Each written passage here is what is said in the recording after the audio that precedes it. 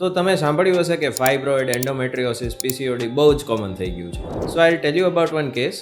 32 વર્ષના banking professional, એ couple મારી પાસે આવ્યા પ્રેગ્નન્સી પ્લાન કરતા પહેલાં.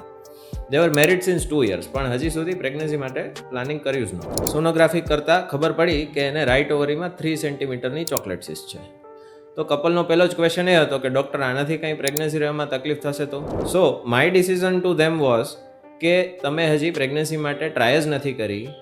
બિફોર ટ્રાઇંગ આપણે એવું ના કહી શકીએ કે પ્રેગ્નન્સીમાં પ્રોબ્લેમ થશે જ. At least you try naturally for 6 months. મેં એમને ફર્ટાઇલ વિન્ડો સમજાવી, ક્યારે રિલેશન રાખવું એ સમજાવ્યું. પછી 6 મહિનાના અંતે જો પ્રેગ્નન્સી કન્સીવ નહીં થાય તો we can think of certain medicines અથવા surgery. And the couple fortunately came with a positive pregnancy news in 4th month of trying. તો કન્ક્લુઝન ઇઝ ધેટ કે કોઈ ગાંઠ આવી જાય છે એટલે આપણે મનમાં ડરી નહીં જવાનું. તમારા કોઈ એક્સપર્ટ ડૉક્ટર હોય એમના ડિસિઝનને ટ્રસ્ટ કરો અને આગળ વધો.